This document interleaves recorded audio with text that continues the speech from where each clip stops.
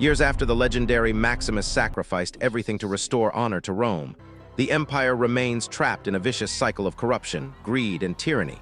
Heroes die. But the rot of the capital remains, far from the political madness. A new story is brewing in the North African kingdom of Numidia. Here lives a man named Lucius. To his neighbors, he is a peaceful husband and defender of his home, but Lucius harbors a massive secret. He is the son of Lucilla and the nephew of the late, tyrannical Emperor Commodus. Having fled his Roman heritage to escape the violence of his past, he has built a quiet life, desperate to stay hidden. But peace never lasts under the shadow of the empire, without warning. A massive Roman armada appears on the horizon. Led by the formidable General Cassius, the invasion force launches a brutal, relentless siege on Numidia.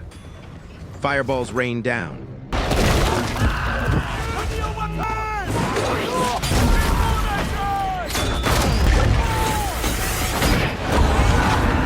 Archers ready!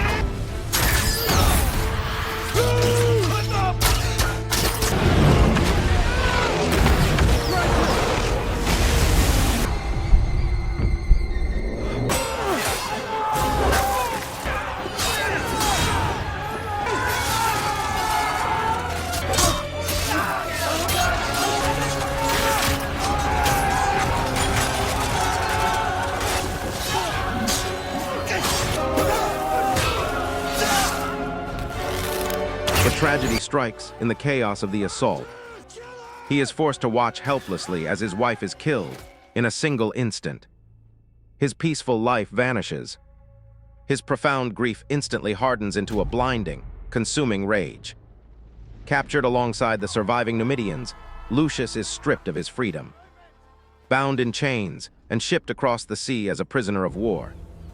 The man who once lived freely is reduced to mere property. As the captives are paraded through Roman territory, Lucius catches the eye of Macrinus, a wealthy, highly influential power broker and former slave. Macrinus didn't inherit his status, he carved it out through cold strategy, manipulation, and ruthless ambition. Recognizing the raw fury and elite combat skills in Lucius, Macrinus purchases him for his gladiatorial stable. For Lucius, life becomes a grueling struggle for survival.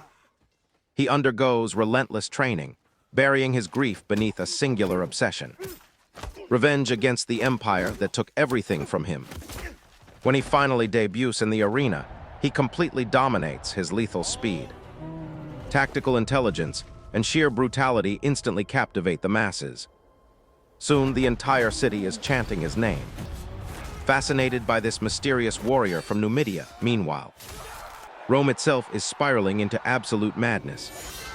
The empire is ruled by twin co-emperors, Geta and Caracalla, two paranoid, unhinged young tyrants whose rule is defined by cruelty and excess.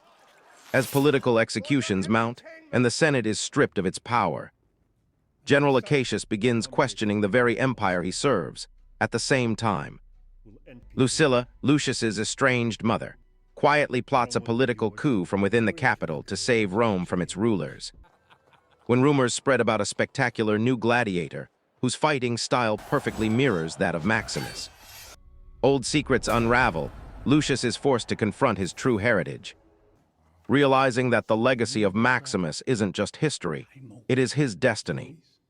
But as Lucius's fame skyrockets, the political tinderbox explodes. Macrinus, who masqueraded as a mentor and benefactor, reveals his true colors. He is a master puppeteer, using Lucius as a political weapon to stoke revolution, eliminate rivals, and seize ultimate power for himself. Realizing he has been used as a Re Victus.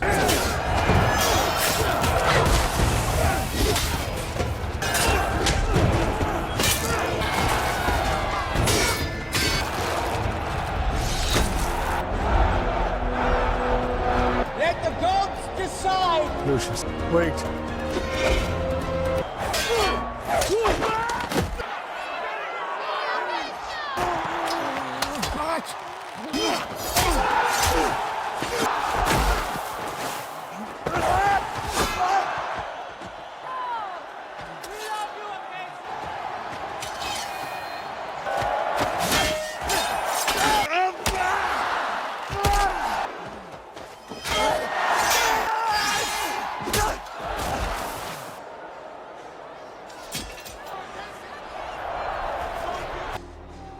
But on my death, you have to...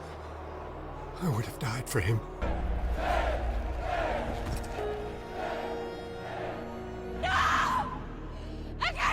Zero! If his life value what are yours worth? On, Lucius's mission fundamentally shifts. He is no longer fighting just for personal vengeance. He is fighting for the soul of Rome. The empire teeters on the brink of civil war as armies mobilize and institutions crumble. In a brutal, emotionally charged final showdown in the dust of the arena,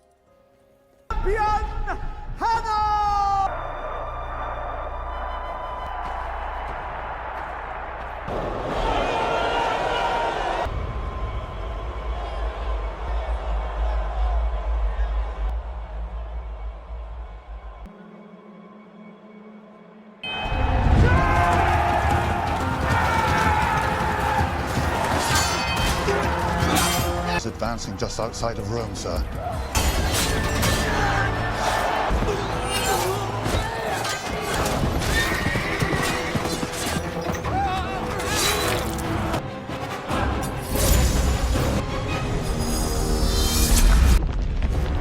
Lucius!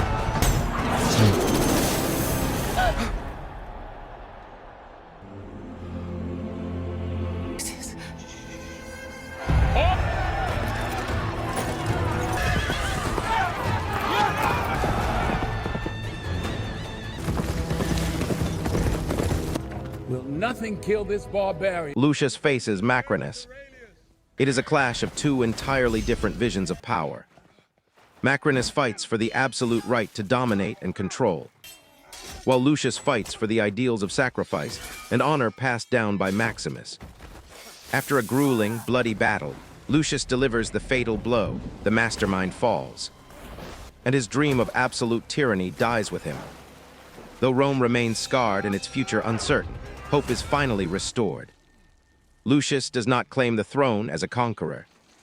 Instead, he stands as a symbol of resilience. The sacrifices made by Maximus decades earlier live on, proving that even in the darkest times, the choices of a single individual can rewrite history.